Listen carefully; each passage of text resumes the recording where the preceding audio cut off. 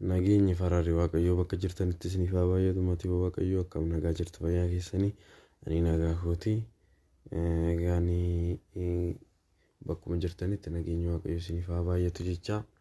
Guyyaa har'aa kana yeroo baay'ee namoonni na gaafattanis jirtu akka isiniif hojjedhuu fi waldaa garaagaraa ni qabna. Hundumti keenya iyyuu waldaalee keenya sun jalatti immoo kan ittiin adda baanu immoo piroofaayiliin nu barbaachisa jechaadha. Loogoonii kanaaf loogoo waldaa mataa keessan akka barbaadanitti yeroo barbaadanitti waldaa keessanii kabaja ayyaana waggaa irrattis haa ta'u kan ji'a irrattis haa ta'u akka mataa keessanitti hojjetachuuf hundumti keessaniyyuu haala kamiin hojjannaa isa jedhuun isinitti agarsiisa jechaadha. Jalqaba kan itti fayyadamnu appilikeeshinii kana jechaadha. Pixel Lab ishii jettu ishii naanna'aa jirtu kana jechaadha. Ishee osoo argannaa yoo jettanii as dhufna jechaadha. Eessa Play Store jala seenna jechaadha. Play Store kana jala seenna. Asitti dhufne Pixel Lab jennee barreessina jechaadha. Dhufeera kunoo amma fakkeenyaaf isa kanarra. Kanaaf ishee kana hin buusna jechaadha. Ani buuseera waan ta'eef duraan ooppiin jedheen bana jechaadha. Argitanii kunoo haala kanaan nu dhufe. Kanaaf iddoo yoo barbaanne isa kanaan yoo barbaanne isa kanaan hojjechuu dandeenya. Yoo barbaanne adii kanarratti hojjenna. Amma akkanatti yeroo dhufu isa kana argitanii amma akkatti jira. Akkasitti tuqne mallattoon diileetii jira. Ishee tuqne dallannachaadha. Diileetii goona. San booda amma nuti amma suura yookaan immoo waldaa nuti itti hojjennu Mikaelaa Gabrielii ta'uu danda'a. Kanaaf suura barbaannu sun fudhanna jechaadha. Mallattoo ida'uu kana as jirti gubbaarra jirti. Mallattoo ida'uu kana tuqne from gallery kan jettu kana tuqna jechaadha.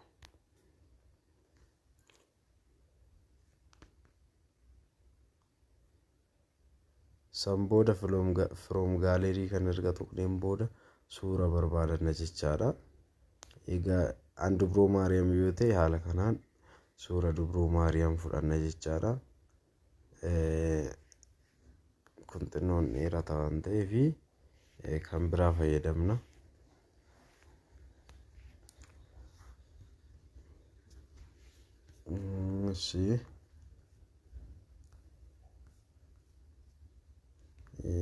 As Mikaelaas ni jira. Haala kanaan argitanii amma haala kanaan suura erga fuunee dhufne akkasitti jira jechaadha. Yookaan immoo haala kanaan jira yookaan suurri kun jechaadha. Nuti akkam goona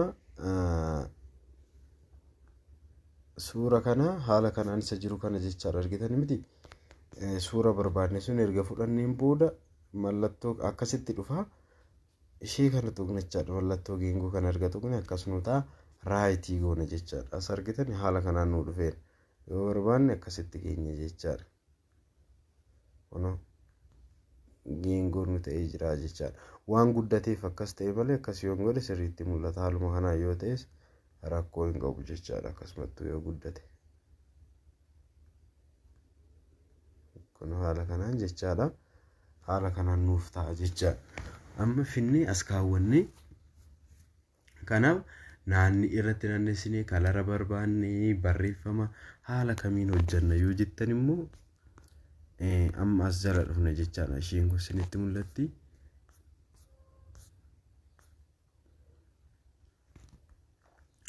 Erga akkas gooneen booda kun argitan miti ishee sadaffaa kana jala yeroo tuqnu haala kanaan ni dhufa jechaadha.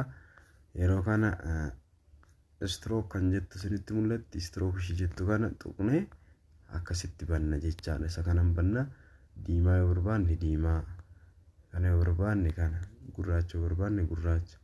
Haala kanaan itti naannessine jechaadha. San booda ol siiqsine ishee kana akkasitti ol siiqsine argitanii akkasitti amma asitti yookiin amma nuti naannessine kana guddataa jechaadha. San booda haala kanaan nuuf ta'e raayit goonee baanaa jechaadha.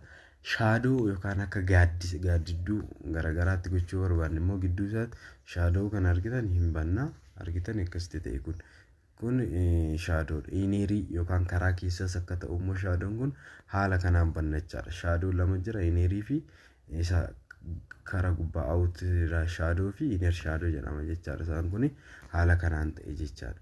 San booda maal goona ammoo qalama biraatti dabaluu yoo barbaanne jechaadha. Argitanii amma asiin geenyeerra jechaadha. Qalama biraatti dabaluu barbaanne yoo ta'e seef goona argitanii. Seevii goona imeejii jalatti seeftuu gaaleerii jedha. Akkasitti seevii goona. Seef erga gooneen booda isa kana hin balleessine mallattoo diileetii tuqnee jechaadha.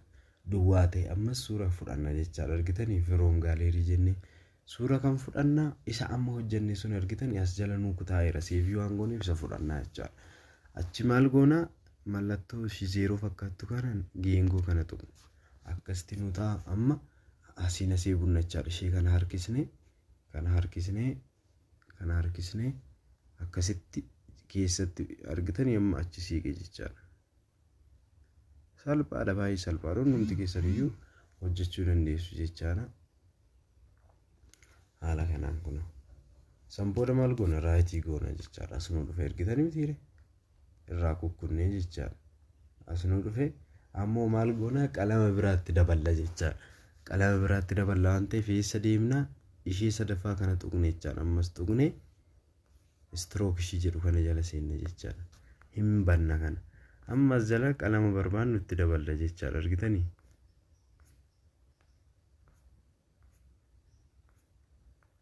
Amma ta'u gurraachatti goone ilaala. Argitanii? Haala kanaan yoo barbaanne gurraacha yoo barbaanne isa kana. Haala barbaanneen kan barbaanne gochuu dandeenya jechaadha. Kunoo akkasitti jechaadha. Kana akkas erga gooneen booda raayitii goonee baana jechaadha. Isuma duraa asitti deebisna jechaadha. Shaadoo kana yoo barbaanne haala kanaan bannaa. Ineer shaadoo kanas haala kanaan bannaa. Yeroo kanas immoo ineer shaadoon keessi isaa kun akka diimatoo barbaanne diimaa akka addaatoo barbaanne haala kanaan argitanii. Kana tuquus ni dandeenya jechaadha. Raayitii goonee baana. Amma itti naannessin sadii yoo itti naannessuu barbaaddu ta'e afurii shanis akkuma nama isiniin jedhe erga kana fidnee seevii goonee baanee dallatneet immoo isaas keessaa fi kana suura keenya as jala seennee fidnee as kaa'uu dandeenya jechaadha. Amma akkamitti barreeffamas akkasumatti irratti naannessinee akkamitti barreessina yoo jedhan immoo mallattoon A kun isinitti mul'atti ishee xumura. Asii immoo teekistii kan jetturti. Kun asitti niiw teekisteedha. Kanaaf idiitti jennee as dhufna jechaadha. Argitanii? San booda maal goonaa waldaa qulqulluu Mikaa'el jenna jechaadha. Mikaa'el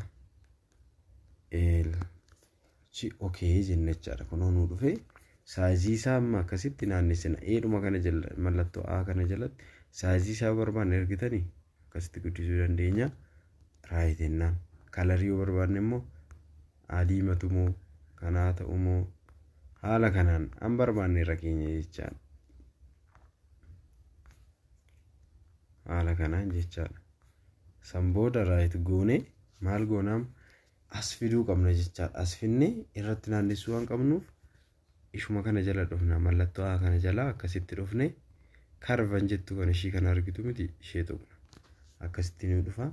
Argitanii? Ishuma kana asiin asii finnaa jechaadha. San booda waldaa qulqulluu Mikaa'el jedhee nuuf taa'aa jira jechaadha. Argitanii? Waldaa qulqulluu Mikaa'el jedhee irra taa'e raayitii goona jechaadha. Kalarii isaa kun waan sirriitti mul'anneef kalarii mul'atuun kaawwachuu ni dandeenya jechaadha. Argitanii? Gurraacha kanaan osoo taa'ee raayitii goonee akka sirriitti mul'atu gochuu dandeenya jechaadha. Amma fakkeenyaaf istirookiidha gidduu isaatti argitanii akkatti sirriitti mul'atu gochuu ni dandeenya jechaadha. Istirookii tuqnee jechaadha. San booda raayitii goonaa. Asitti immoo 3D teekistii kan jedhamu ni jira. Otoo sabannee ilaala. Haala kanaan taa'uu danda'a jechaadha. 3D jechaadha. Animeeshiniidhaan ta'a. Kun haala kanaan 3D isa jedhamu kana jala jechaadha. Akkasitti kaa'uu dandeenya. Waldaa Qulqulluu Mikaa'el isa jedhu kana haala kanaan ni barreessina jechaadha.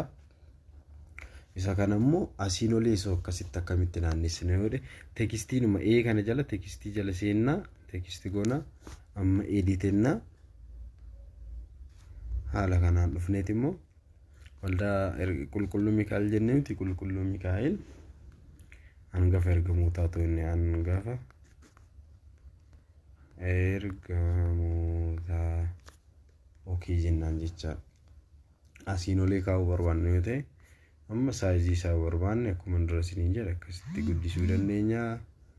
Raayit goonee baana san booda kalariidha diimaa yoo ta'e diimaadhaan yoo nuuf haa ta'u amma kana ol garagalchuuf amma seessa deemna karvi isheettu kana jala dhufna jechaadha. Jalqaba gadi galabbatuuf hasinachee oofne jechaadha. Amma immoo akkasitti oofna jechaadha. Argitanii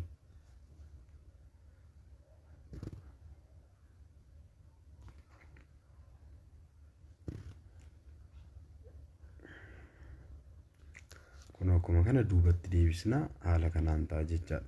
Kalarii isaa jijjiireen isinitti agarsiisa. Kun akkuma mul'achaa jiru kana kalarii barbaadan irra kaawwachuu ni dandeessu. San booda raayit goonee amma strookii jala seenna jechaadha. Strookii jalatti gurraacha yoo ta'e isa kana gurraachessuus ni dandeenya jechaadha. Haala kanaan haala barbaadneen akka nuuf ta'uuf jechaadha.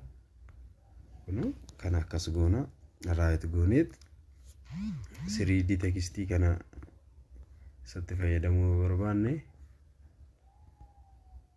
haala kanaan fayyadamuu ni dandeenya jechaadha. Kalarii isinii qaba jechaadha. Kalarii barbaanneen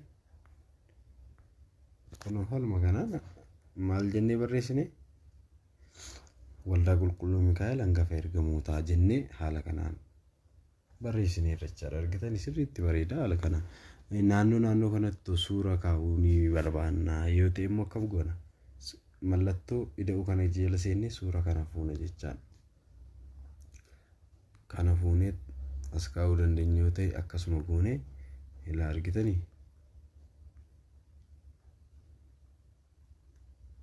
Mikaa'elaatti naannessuu barbaanne yoo ta'e yookaan mana amantaa ta'uu danda'a yookaan handhuuruu maaramii ta'uu danda'a. Akkuma kanaan fuune raayitii goone jechaadha. Isa kana finnee ilaala as kaa'uu dandeenya jechaadha haala kanaan. San booda suura isa kana jechaadha.